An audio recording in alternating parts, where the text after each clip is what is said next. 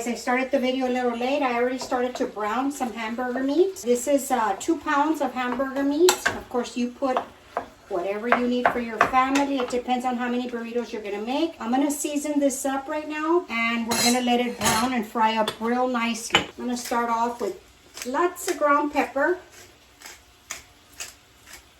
some salt, some comino. Then we're just gonna let this brown up, and we're gonna add some onion and garlic, and a couple of other things. Oh, I forgot the bouillon. Can't do without the bouillon in this recipe. All right, let me get the onions chopped up, and we'll be right back. All right, we're gonna add the onion. Might seem like a lot of onion, but this is a lot of meat, and we want to season our food. We do not want no boring burritos. Not today, folks. We're gonna add some garlic. That's about a tablespoon of garlic, minced garlic. Whip this up, and that'll cook down real nicely. Guys, this has been cooking for about 20 minutes. I'm gonna drain it because it's pretty fatty, and I don't want that fat in there. So I'm gonna go ahead and drain it real well. I'm gonna just let it sit there for about 20 minutes or so that it can drain. All right, y'all, I drained the meat very, very well. You do not want no greasy meat. You see, no grease at the bottom. The next thing that we're gonna do, I turned the heat back on, and we are gonna add 1 can of Rotel tomatoes. This puts a little bit of moisture back into your burritos, because if not, everything else is gonna be too dry. So when you know, if you prepare them for another day and you throw them in the air fryer, they're going to be a little bit too dry. So I always like to add a little bit of moisture back in there. I've even put cream of mushroom, cream of chicken in here. It's just something to give it moisture. We're going to add the rest of the ingredients that we're going to put in here. I am going to add 1 can of black beans, or you can put pinto beans. To me, the black beans hold their shape better in the burrito. The pinto beans seem to get smashed, and I don't know, I just like to see the black beans in there, I guess. That's what I'm trying to say. The last thing that I add is I had some leftover Mexican rice. It's about 1.5 cups or a cup.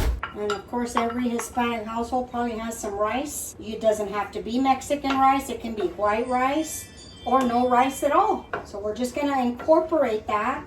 I'm actually gonna turn off the heat at this point because we're just incorporating the flavors. I'm going to add the cheese. Now the cheese, you can just go to town with the cheese, whatever you like. I personally love sharp cheddar in my burritos.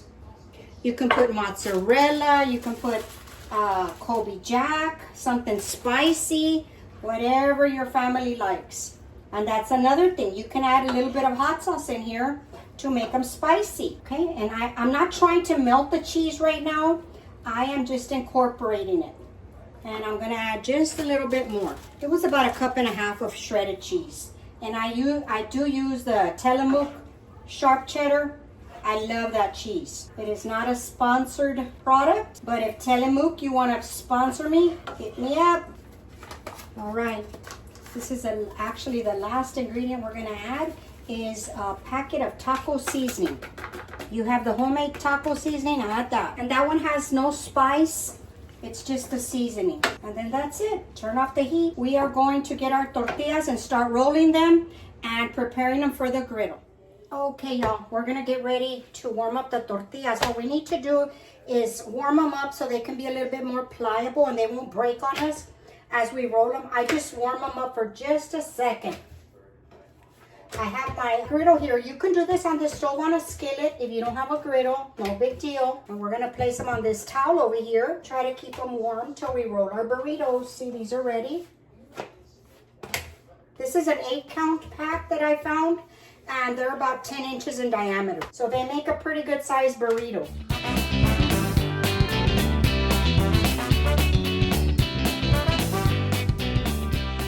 Right, now we're just gonna add the meat. The meat has already been cooled a little bit because you don't need it hot. And then you just shape out your burritos. Fill them up as much as you want to or as little as you want to. If you have extra meat at the end, you can make some taco salad or taco bowls, whatever your family likes. Okay, how I do it is I fold this over like that. I secure the bottom And then I just start turning it over. Just to make sure that these ends stay. And before I get to the end, I brush it with a little bit of olive oil because we are going to brush the whole thing with olive oil. Okay, so now I just brush the whole thing, and that's what's going to make it nice and crispy. That's what we want. Let's see if you can see here. Move the meat over here. I'm going to start placing them on the griddle as I'm making them. So we're just going to continue to fill.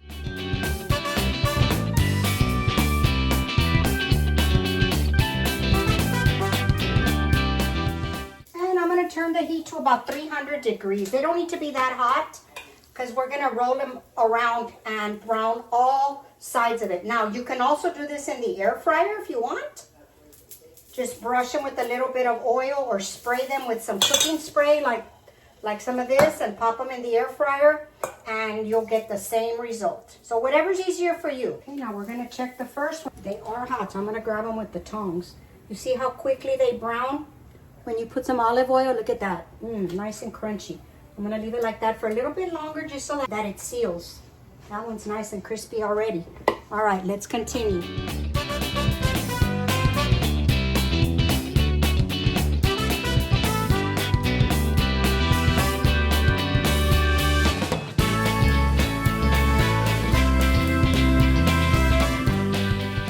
All right, here the burritos, they're ready, nice and toasty. Hear that? Nice and crunchy. All right, the burritos are done. Here they are. But I'm not gonna serve them just like that. What I'm gonna do, there's a lot of ways to serve them. I'm gonna show you one way, the way I like to serve them. I'm gonna make a real easy enchilada sauce that you can just pour on top of one of them on a single plate and sprinkle some cheese and melt it and have it like that. That's delicious. So that's what I'm gonna do. Let me make the enchilada sauce. Okay, let's make this real easy enchilada sauce. Or if you don't wanna make it, buy one of the cans from the supermarket. They're just as good. I just make mine all the time. So, and I always make extra to have some ready. I threw about a quarter of a cup of flour into some already hot oil. I'm gonna probably add a little bit more. And we're just gonna cook this off to cook off the flour taste. Put a little bit more in there so we can have extra for another day. I like to meal prep different things to have for work, for dinner, whatever. Somebody comes over, I always have something ready. This is not going to take long. You're not going to brown the flour. We're just going to cook off the flavor. And that should be good enough there. Now we're going to add in our spices. We're going to use some chili powder, a tablespoon and a half. We are going to add some garlic powder. We're going to add a little bit of paprika. Give it that nice smoky flavor. And we are going to add some chicken bouillon to give it lots of flavor. Now let's mix this before we add in our tomato sauce. Like I said, this is a very quick and easy way to make some enchilada sauce. Okay, now we're just blooming the spices, waking them up. Okay, I am going to throw in 1 can of tomato sauce. That's what that is right in there. And then I will add the chicken stock, a little bit at a time because we don't want any lumps. I had made some chicken stock, some chicken the other day, and of course I always save the broth. And we're just gonna whisk it. And we're gonna add some salt here in a minute. We're gonna let this come to a simmer. You don't have to boil it, just let it come to a simmer and thicken up. All right, now we're gonna put some oregano. And I put it in my hand and then I just kind of grind it in there, break it up. That gets the ultimate flavor out of that oregano. Stir it around. And I have the heat on low. I don't want it to, start to boil and get out of control. I just want it on low. I'm going to taste it because we have not added any salt. The chicken bouillon is a little salty, so I can know how much to add. It's already starting to bubble there. Okay, we're going to add the salt, teaspoon or so. That's it. That's done. See, it's already started to bubble, and it doesn't need any more than that. That's it. We're done with this. Let's go ahead and assemble our burrito, and I will show you. All right, let's go ahead and assemble this. I just put one burrito. take a little bit of your enchilada sauce or however much you want. And we just, look at that. Ooh, delicious.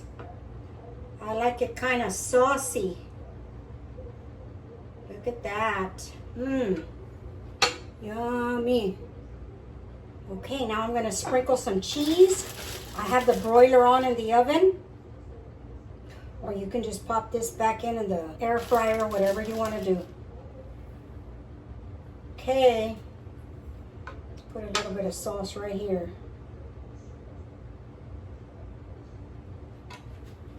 All right. That is going into the oven to melt the cheese, and I'll be right back. All right, guys. There it is. Look at that, how scrumptious that looks. Ooh-wee. I know you would enjoy that. All right, let's cut into this beauty. All right, I'm gonna go ahead and cut into this so you can see what it looks like on the inside. I'm gonna try to be careful, not destroy it. Look at that. See all that cheese and meat? Scrumptious. Okay, guys, I'm gonna take a taste just to know that it's delicious. I know it is. I wish you were here to taste it. You want to taste? Okay, guys, look at that, all that meat.